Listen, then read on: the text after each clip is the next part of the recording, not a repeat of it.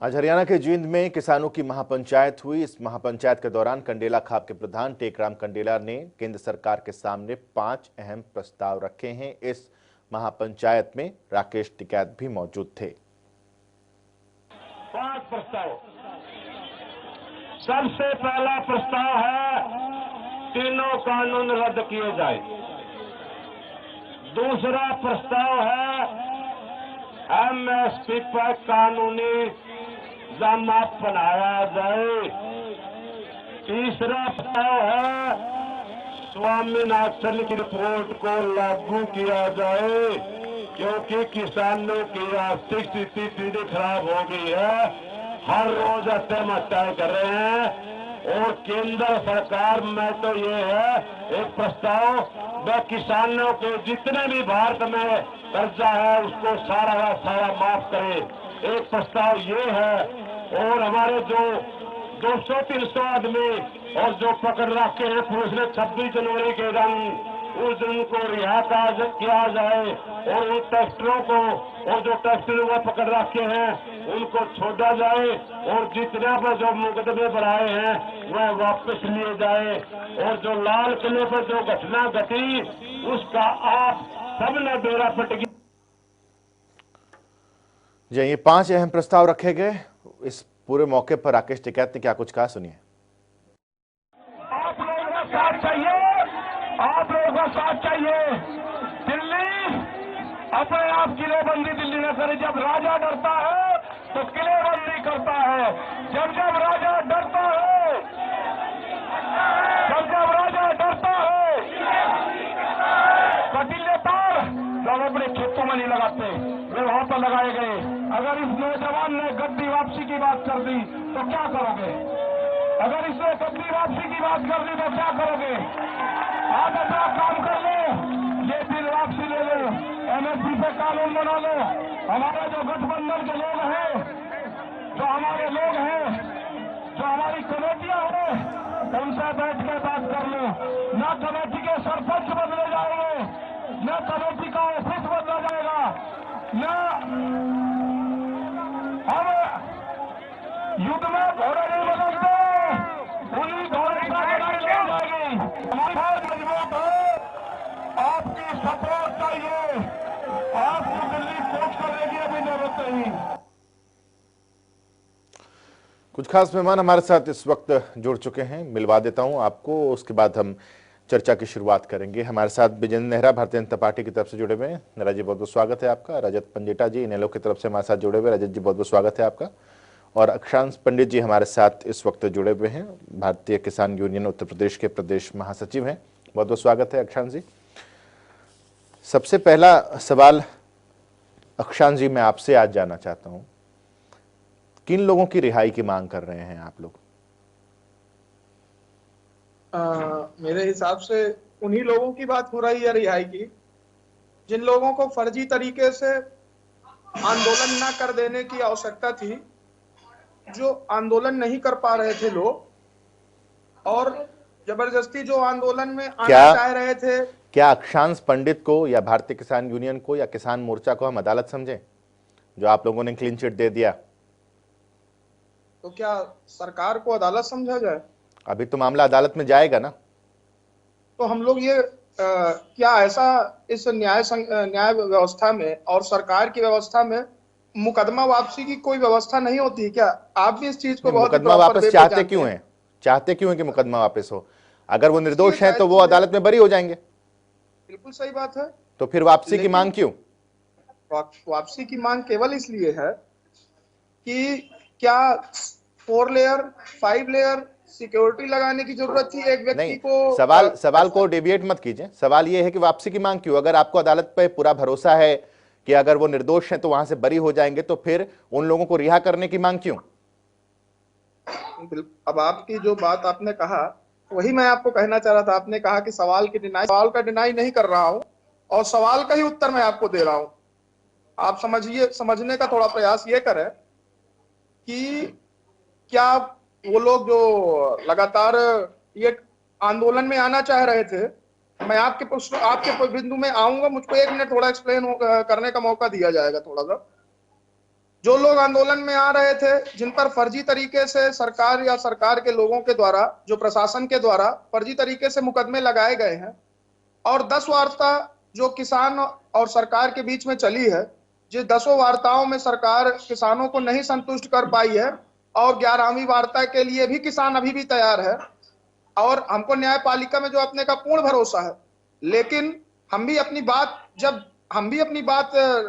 जब हमको 100% गलत तरीके से, अनर्गल तरीके से परेशान और किया जा रहा है, तो क्या हमको भी अपनी बात, हमसे पूछा गया कि अब क्या बात, हमारी जो बात है, तो हमने भी अपनी बात रखी कि हम भी अब ये बात चाहते हैं कि जिन लोगों को फर्जी तरीके से मुकदमों में फंसाया गया है, उन लोगों की पहले रिहाई होगी, फिर बात होगी। आप ये कैसे दावा करते हैं कि वो फर्जी लोग हैं? क्या असल गुनहगार को जानते हैं आप?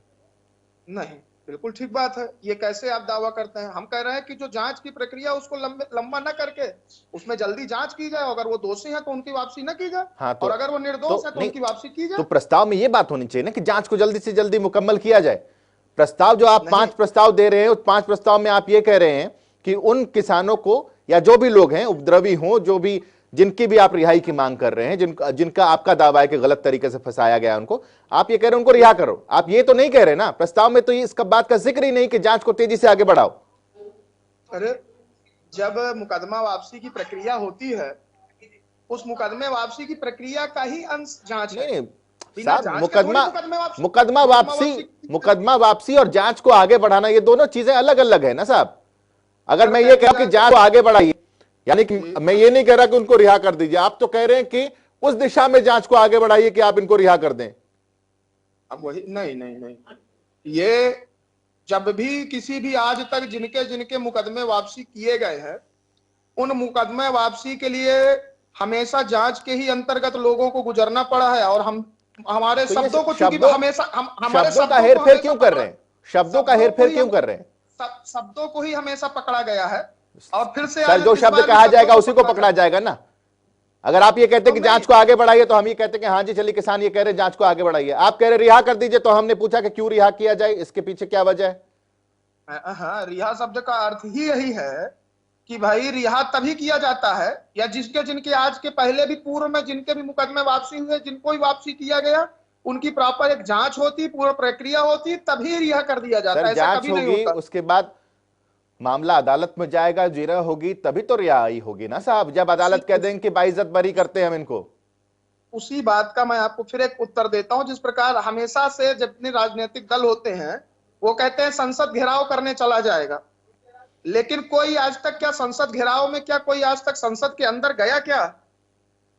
आप मुझे बताइए। शब्द पकड़ रहे हैं, मैं आपके शब्द का ही उत्तर दे रहा हूं। आपकी बात, मैं बस लॉजिकल बात चाहता हूं अक्षांश पंडित जी। अच्छा। कि अगर आप ये कह रहे हैं कि उनको रिहा कर दीजिए, तो आप क्लीन चिट उनको दे रहे हैं। क्लीन चिट के पीछे की वजह बता दीजिए ना मुझे, कि आपके पास कोई साक्ष्य हो। उन 200-300 लोग जिसका जिक्र आज महापंचायत जींद में हुआ कि ये 200-300 लोग हैं, इनको लेकर कोई साक्ष्य हो आपके सामने, तो आप रखिए उन साक्ष्यों को और बताइए कि देखिए इस आदमी को आपने अरेस्ट किया है और ये आदमी फला व्यक्ति है, इससे कोई लेना देना नहीं, ये है सबूत हमारे पास।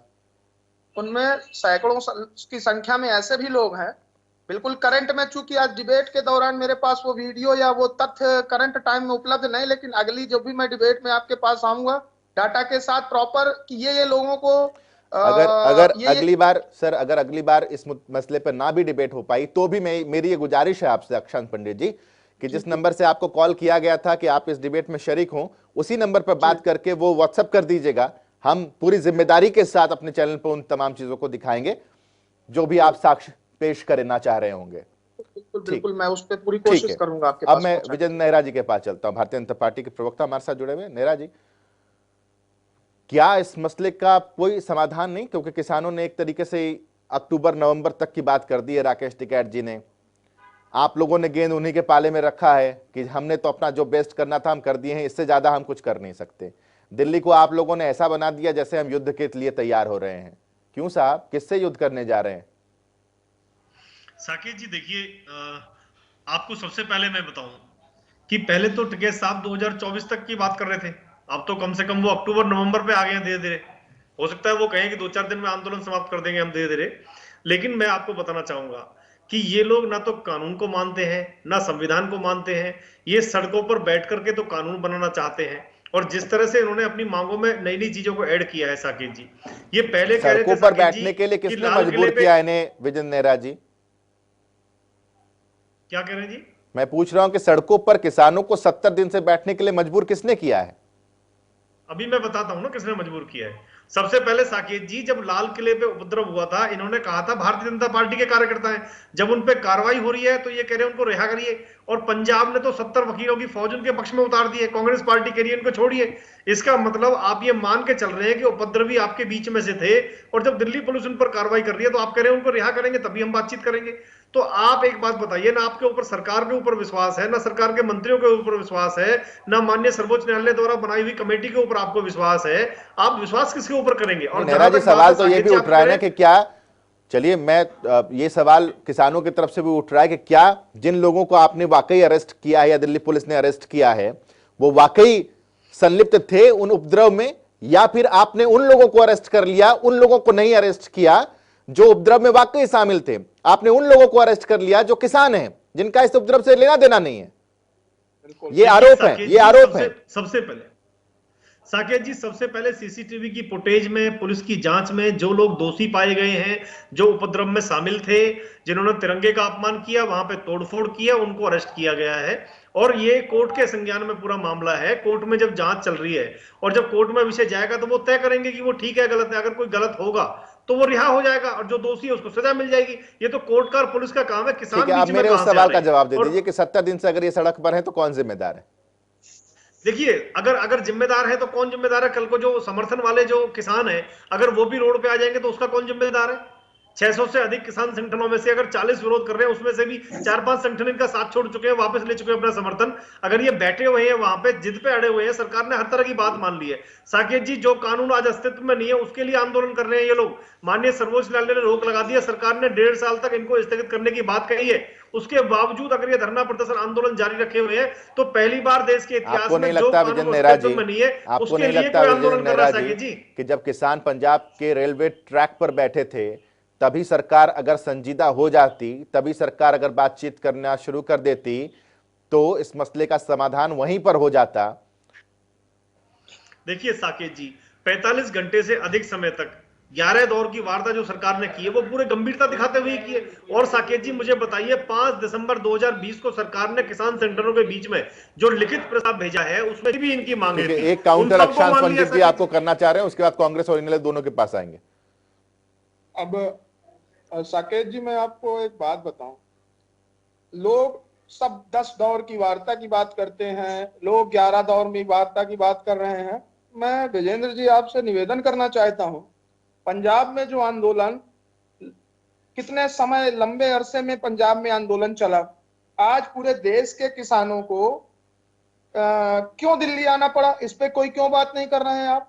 दूसरी बात, आज पंजाब में इतने बड़े तौर पर एक पटवारी भी, सरकार का एक पटवारी भी वहां जाकर के किसी ने उनकी बात सुनी नहीं है। दूसरी बात, 10 दौर की वार्ता में बार बार कहा जाता है कि 10 दौर की वार्ता की सरकार ने अपने तरफ से सब कुछ कर दिया, सरकार की जो जो व्यवस्थाएं थी सरकार अपने तरफ से पूर्णतया सही है। ये बताइए कि 10 दौर की वार्ता में आखिर कोई क्यों नहीं आपसे संतुष्ट हो रहा है? दूसरा विषय, मैं बताता हूं। तीसरा सब, जी विजेंद्र जी, बिल्कुल मैं आपकी भी बात सुनना चाहता हूँ, बताइए, आप बताइए। आपने दोनों सवाल किए, मैं दोनों का जवाब देता हूं। देखिए, पहला सवाल आपने किया कि पंजाब से दिल्ली क्यों आना पड़ा। ये आप मुझे बता दीजिए कि जब पंजाब की सरकार ने आपकी मांगों को मानते हुए वहां के मुख्यमंत्री कैप्टन अमरिंदर सिंह ने यह घोषणा की कि तीनों केंद्रीय कृषि कानूनों को मैं पंजाब में रद्द करता हूं, एमएसपी की गारंटी का लिखित में एक नया कानून बनाता हूं, तो आपकी मांगे तो पूरी होगी पंजाब में। कैप्टन अमरिंदर ने आपकी मांगों को मान लिया। जब पंजाब में ये कानून लागू ही नहीं है तो आप दिल्ली आंदोलन करने क्यों आए? पहली बात, अगर ये पंजाब में कानून लागू नहीं है जैसा कैप्टन अमरिंदर जी कह रहे हैं, पहली बात, तो आप दिल्ली क्यों आए? आप जवाब दीजिए। दूसरा, आपने जो बात की 11 दौर की वार्ता में क्यों बात नहीं बनी? अरे साहब, मुझे बताइए, 11 दौर की वार्ता में माननीय केंद्रीय कृषि मंत्री जी ने, ठीक है, जरा आप दोनों को रोक रहा हूं एक बार, आप दोनों को रोक रहा हूं। कांग्रेस और इनेलो के भी दो खास मेहमान हमारे साथ जुड़े हुए हैं, उनका भी रिएक्शन लेता हूं। एक सेकंड, काफी देर से वो दोनों इंतजार कर रहे हैं। नेहरा जी, काफी देर से वो दोनों इंतजार कर रहे हैं। राय सिंह गुर्जर साहब, आपसे एक सवाल के, विजेंद्र जी थोड़ा सा होल्ड कीजिए। राय सिंह गुर्जर साहब, आपसे ये सवाल है मेरा कि आज राहुल गांधी भी प्रेस कॉन्फ्रेंस करने आए। राहुल गांधी ने कहा किसान पीछे नहीं हटेगा, सरकार को ही ये तीनों कृषि कानून रद्द करने होंगे। एक ऐसा स्टेटमेंट क्यों नहीं आता राय सिंह गुर्जर साहब कि बातचीत कीजिए, डायलॉग बंद मत कीजिए, बातचीत से ही सॉल्यूशन निकलेगा, आगे बढ़िए, किसान भी थोड़ा सा आगे आए, सरकार भी आगे आए, नरमी दिखाएं, दोनों पक्ष नरमी दिखाएं। इस तरह के स्टेटमेंट क्यों नहीं सामने आते राहुल गांधी की तरफ से, कांग्रेस की तरफ से? ऐसा ऐसा क्यों स्टेटमेंट सामने आता है जो लगता है कि किसानों को और सपोर्ट करता हुआ, एक कि किसानों को मार्गदर्शन देता हुआ एक स्टेटमेंट सामने आ रहा है कि जी पीछे तो हटना ही नहीं है? साकेत जी, मेरे मित्र, मैं आपके प्रश्न को उत्तर देने से पहले बात रखता हूं कि जो भाजपा के प्रवक्ता और इनका सरकार के मुखिया, गठबंधन की सरकार बार बार कहती थी कि हरियाणा का किसान जो है आंदोलित नहीं है, मुट्ठी भर किसान है। मैं आपके इस चैनल ने सुबह से देखा कि जिस प्रकार हरियाणा की सबसे ज्यादा संघर्ष की भूमि जींद में जिस प्रकार से पूरे हरियाणा के लाखों किसान वहां पर जुटे और उन्होंने कहा कि हम किसान आंदोलन में सरकार के साथ जो काले कानून लेकर है उसको रद्द कराने के लिए किसानों के साथ हैं। इसके साथ साथ जिस प्रकार रात को टिकैत जी को इन्होंने एक दबाव षड्यंत्र के तहत दबाने का प्रयास किया और पूरे हरियाणा के लोग रातों रात यहां से निकले, ये इनकी आंखों के सामने का आईना है कि हरियाणा के किसान आंदोलित है। दूसरा, गठबंधन सरकार में जो कहा करते थे चौधरी देवीलाल की विरासत को लेकर कि हम उसके वंशज हैं, उत्तराधिकारी हैं, उसी जींद की धरती पर आज चौधरी देवीलाल की आत्मा भी जज्बा की इस सरकार के गठबंधन के साथ जो लूट के साथ जुड़ी है, उनको भी चोट पहुंची है इस वंशज के लोगों ने। तो ये दो बात है कि हरियाणा के किसान आज आंदोलित है, ये बात सरकार समझ ले।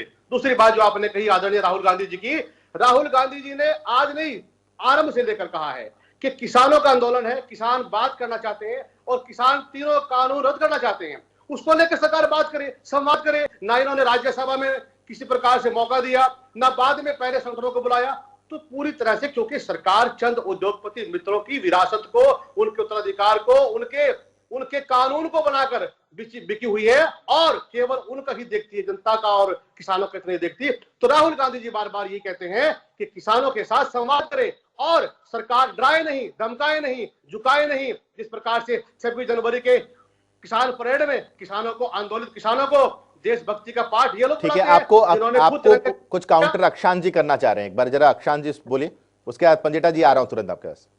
राय सिंह जी, अभी भी हमारे जो ब्रजेंद्र जी हैं, बीच में बात चूंकि आपको बोलने का मौका दिया था साकेत जी ने, विजेंद्र जी कह रहे हैं कि पूर्णतया उनको मौका दिया गया, क्या कहते हैं, किसान नेताओं को 10-10 वार्ताओं में मौका दिया गया कि बात कर ले।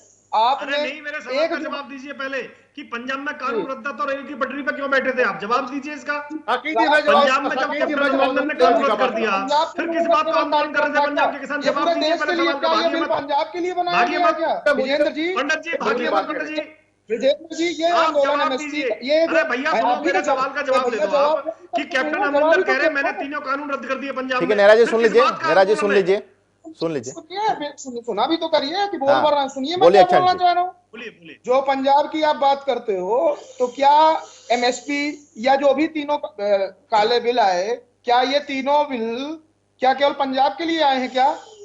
मैं आपसे पूछना चाहता हूँ, बताओ ना, जवाब प्रश्न बताओ, बताओ प्रश्न पंजाब आपका में क्या है? कानून रद्द है, कैप्टन अमरिंदर कह रहे हैं, फिर किस बात का आंदोलन, ये बताओ दो खाली बस। 2 लाइन का सवाल है मेरा। ठीक है, एक बार रजत पंजेटा जी के पास चलते हैं, रजत जी के पास चलते हैं, रजत जी के पास चलते हैं। ठीक है, नेहरा जी होल्ड। रजत जी, क्या आपको लगता है कि सॉल्यूशन की तरफ आगे बढ़ रहे हैं, या फिर आपको लगता है कि एक बहुत गहरी खाई सरकार और किसानों के बीच आ चुकी है? जी, मैं बिंदु और एक एक करके सभी बातों का जवाब जी। आप काइंडली मेरी रिक्वेस्ट आप भी थोड़ा सा दीजिएगा। शुरुआत मैं करूंगा भाजपा के प्रवक्ता से। उन्होंने बार बार पंजाब का नाम लिया, उन्हें ये नहीं पता कि अब स्टेट के लॉ को सेंटर का लॉ सुपरसीड नहीं कर सकता, प्रेसिडेंशियल रेफरेंस के लिए वो जाता है। तो मैं इस बात का जवाब कैप्टन साहब झूठ बोल रहे हैं खुलेआम, माफी मांगनी चाहिए उनको। मैं आपके बीच में नहीं बोला, मैंने बहुत बिंदु सारी बातों का जवाब देना है। आप मेरे को बहुत देर बाद मेरी टर्न आई है, रिक्वेस्ट है संयम से सुनिए। आप प्रेसिडेंशियल रेफरेंस के लिए जाएगा, वो सेंटर डिसाइड करेगा कि कौन सा लॉ सुपरसीड करेगा, first of all. Second of all, आपने ये कहा कि स्थगित कर दिया 1.5 साल के साथ, फांसी की सजा आपने स्थगित कर दी, फांसी की सजा आपने खत्म नहीं की है किसानों के लिए। तीसरी बात मैं साकेत जी आपको ये कहना चाहूंगा कि जो किसान 2 महीने से ऊपर शांति से बैठ सकता है और वो आज भी शांति से बैठा है, तो सरकार को ये देखना चाहिए ये आपके अपने लोग हैं, ये वो किसान का बच्चा है जिसका एक बेटा सरहद से आपकी रक्षा कर रहा है, जो आपका नाम, देश का नाम गौरव रोशन कर रहा है, जो आपको उसको कोई प्रमाणित करने की जरूरत नहीं है वो कितना बड़ा देशभक्त है। हर महीने किसी न किसी किसान के बच्चे की लाश तिरंगे में लिपटी आती है घर के अंदर। तो ये बड़ी बड़ी बातें ना करे, देशभक्ति का ज्ञान यहाँ बैठ के ना पिले भाजपा के प्रवक्ता खासकर। हाँ, कांग्रेस के प्रवक्ता ने अभी चौधरी देवीलाल जी का नाम लिया और उनके वंशज का नाम लिया, तो मैं उनको ये बताना चाहूंगा 4216 MLA है पूरे देश के अंदर, सिर्फ एक मात्र चौधरी अभय सिंह चौटाला जी हैं जिन्होंने किसानों के लिए इस्तीफा दिया है। किसानों के लिए इस्तीफा ही नहीं दिया है, जुलाई के महीने में हमने स्टेट कार्यकारिणी की मीटिंग करी थी और उसके अंदर प्रस्ताव पारित कर दिया था। पूरे देश में पहली पार्टी थी, हर विधानसभा से लेकर सड़क तक अगर कोई सरकार की जो गलत नीतियां हैं, चाहे कोई घोटाले है, 9 महीने में जो 9 घोटाले चौधरी अभय सिंह चौटाला जी ने वो उजागर किए। तो पहले तो आप ये बात करेक्ट करिए, अगर आपको चौधरी देवीलाल जी का नाम लेना है तो कृपया करके जेडीपी वालों का नाम लिया कीजिए, चौधरी देवीलाल का नाम ना लिया कीजिए। मुझे आपकी इस बात में आपत्ति है, जब आप चौधरी देवीलाल जी का नाम लेते हो तो आप साथ साथ पूरे के पूरी फैमिली का नाम लेते हो। आप सीधा कहिए ना, आप में हिम्मत होनी चाहिए कि दुष्यंत चौटाला का वो सरकार में आप देवीलाल जी का नाम ना लीजिए। इन्होंने चौधरी देवीलाल की विरासत को बेचने का प्रयास किया है, ये हरियाणा की गठबंधन सरकार के फर्जी लोग हैं, मैं दावे से कहता हूँ, सबूत है मेरे पास। आप ऐसे कहिए, आप ऐसे कहिए। दूसरा साकेत जी, मैं अब आपको ये कहना चाहूंगा, ये मुद्दा आप जो है ये लोकल मुद्दा नहीं रहा, ये इंटरनेशनल मुद्दा हो चुका है। जो यूएस की प्रेसिडेंट हैं कमला हैरिस जी, सॉरी वाइस प्रेसिडेंट है जो कमला हैरिस जी, उनकी भांजी है मीना हैरिस, उन्होंने कहा जो 1 महीने पहले यूएस में हुआ, जो देश मतलब जो दुनिया का सबसे पुराना लोकतंत्र है, जैसे उस पर हमला हुआ, ठीक उसी तरीके से जो देश की सबसे बड़ी आबादी का लोकतंत्र है आज उस पर हमला हुआ है। हमला हुआ है किसानों के ऊपर, सुरक्षा बलों के गलत इस्तेमाल के ऊपर, इंटरनेट काटने के ऊपर। साकेत जी, आप मुझे एक बात बताइए, एक तरफ तो कोरोना काल में सारी की सारी जो क्लासेस है वो ऑनलाइन हो रही हैं, सारी ट्रांजैक्शन बैंक की ऑनलाइन होती हैं, सभी बिलों के भुगतान ऑनलाइन होते हैं, क्या बच्चों की पढ़ाई जरूरी नहीं है? आपने 17 डिस्ट्रिक्ट के अंदर इंटरनेट बंद कर दिया। सरकार का दिमाग इतना डर बैठ के अपने लोगों से, अरे वो शांति से बैठे थे पहले भी, वो आज भी शांति से बैठे हैं। आप इंटरनेट ना बंद कीजिए, बच्चों की पढ़ाई का नुकसान हो रहा है, बैंकिंग सर्विसेज राहत हो रही है, सब कुछ आज के दिन ऑनलाइन होता है, सबको भुगतान ऑनलाइन होता है। ठीक है संकेत जी, और मैं आपको एक बात बताना चाहूंगा, मैं कमला हैरिस जी की भांजी मीना हैरिस का नहीं, बड़ा इंटरेस्टिंग है कि जिम कॉस्टा जो है यूएस कांग्रेस मेंबर के जो फॉरेन अफेयर की कमेटी है उसके मेंबर है, उनका भी बयान किसानों के पक्ष में आया है। ठीक है ठीक है,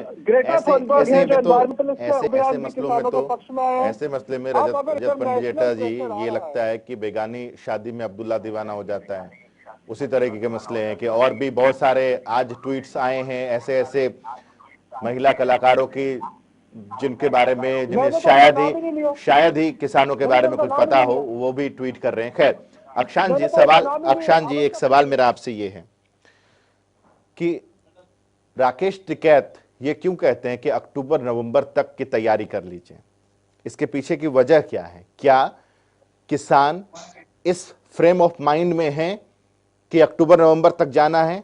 क्या वो इस फ्रेम ऑफ माइंड में नहीं है?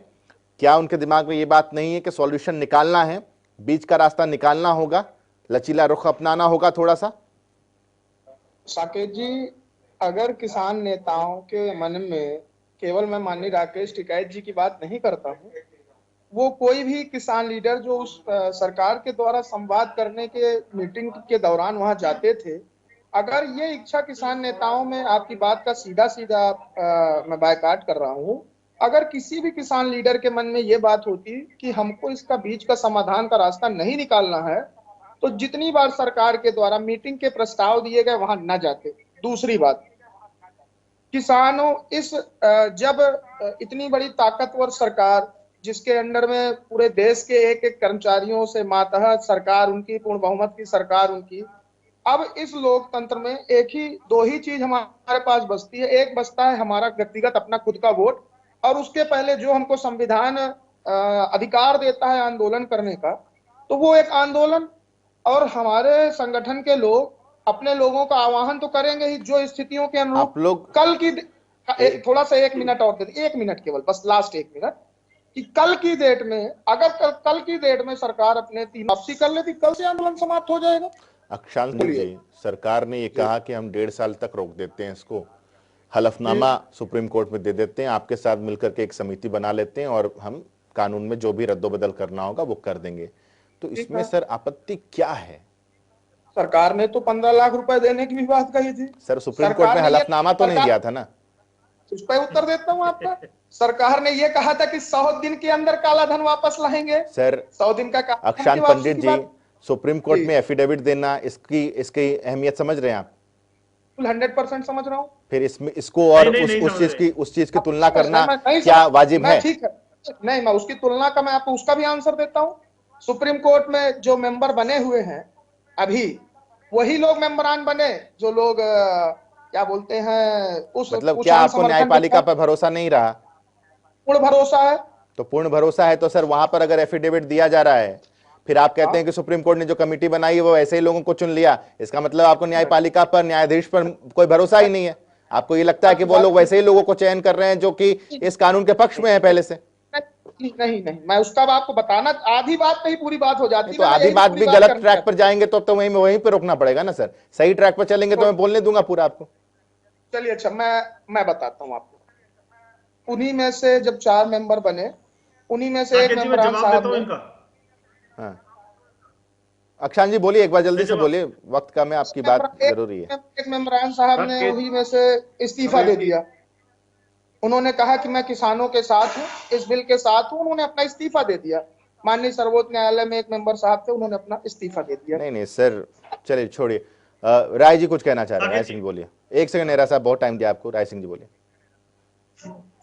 देखिए साकेत जी, जिस प्रकार से हमारी बात अधूरी रह गई थी, हरियाणा कांग्रेस और हमारे राष्ट्रीय नेता श्री राहुल गांधी जी ने सदैव इस बात का पक्षधर रहे हैं कि किसानों से संवाद किया जाए, बातचीत किया जाए। और आपके प्रतिष्ठित चैनल के माध्यम से मैं भी यही मांग करता हूं हरियाणा प्रदेश कांग्रेस की तरफ से कि सरकार जागे, सरकार समझे, देखे कि देश का किसान अन्नदाता 70 दिनों से अधिक किस प्रकार से अपने परिवार को छोड़कर, काम धंधे छोड़कर और बेचैन इस जो अत्याचारी सरकार उसके राय सिंह जी, बातचीत आप लोग ऐसे कह रहे हैं कि बातचीत करो, लेकिन सरकार आप पीछे हट करके, सरकार बैकफुट पर रहे और बातचीत हो। आप ये क्यों नहीं समझाते? किसान भाइयों को तरफ भी आपका स्टेटमेंट आना चाहिए कि कुछ ना कुछ रास्ता निकलेगा जरूर, आप लोग जरूर बातचीत के लिए आगे बढ़िए। किसान, क्योंकि गेंद तो अभी किसानों के पाले में है ना। सरकार ने तो कह दिया कि हमने ये प्रस्ताव दिया है, आप बताइए कि बातचीत कब करना है? जी यहाँ पर 2 बातें आप ध्यान में देखें कि फैसला कानून सरकार ने बनाया है और कानून पर विचार देकर फैसला भी सरकार ने बदलना है। तो यहाँ पर एक बात है कि जो किसान पक्ष है वो कमजोर है, उसको दबाया जा रहा है, डराया जा रहा है। तो ऐसे में उसका जो कभी उसको देशभक्ति के नाम पर, देश की इतनी पुरानी पार्टी का साथ मिला हुआ है किसानों को, और किसान कमजोर कैसे हो सकता है? किसान संगठनों को किसी प्रकार से राहुल गांधी जी और पूरी पार्टी ये कहती है कि उसे कमजोर ना समझा जाए, उसके साथ आप खुद ही कमजोर कह रहे हैं, फिर कह रहे हैं कमजोर ना समझा जाए। बराबर से सम्मान देकर बात की जाए। हमारी केवल एक मांग है कि किसान के सम्मान को छोड़ना होगा। और दूसरी बात, नेहरा जी जल्दी से, वाइंड अप का टाइम हो गया। नेहरा जी जल्दी से, ठीक है। राय सिंह जी 1 सेकंड पंजाब के बारे में, पंजाब के नेहरा जी जल्दी से बोलिए। पंजाब विधानसभा में कैप्टन अमरिंदर जी ने जो प्रस्ताव पास किया था कानून लागू न करने का, साकेत जी, एक तो उन्होंने कहा था कि किसान देशभक्त है, बिल्कुल किसान देशभक्त है, किसी को कोई सवाल नहीं किसान की देशभक्ति पर, किसान सबसे बड़ा देशभक्त है, पहली बात। दूसरा, इन्होंने जो बात चलिए ठीक है, बहुत बहुत शुक्रिया आप चारों खास मेहमानों का, बहुत बहुत शुक्रिया हमारे साथ चर्चा में शरीक होने के लिए। लेकिन बात अभी भी उसी जगह पर है कि आप मान जाओ, आपको मान किस तरह से मान, ये किसान ही जानते हैं बेहतर और सरकार ही जानती है बेहतर। अभी की पेशकश में बस इतना ही, छोटे से ब्रेक ले रुक रहे हैं। खबरों का सिलसिला लगातार जारी रहेगा।